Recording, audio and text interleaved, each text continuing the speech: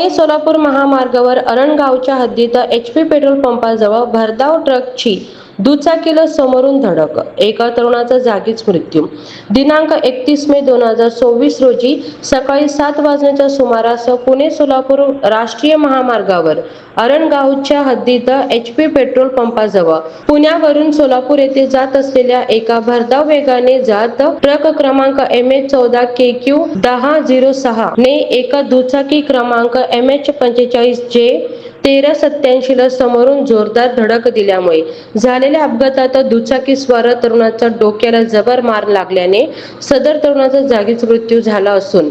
सदर अपघातामध्ये मृत्यू झालेल्या तरुणाला वरवडे टोला नाका येथील रुग्णवाहिकेमधून डॉक्टर प्रशांत कारंजकर आणि रुग्णवाहिका चालक बंडू गायकवाड यांनी मोडनिंब येथील शासकीय रुग्णालयात शवविच्छेदनासाठी दाखल करण्यात आले असून या अपघाताची माहिती मिळताच वरवडे टोला नाका येथील गस्ती पथक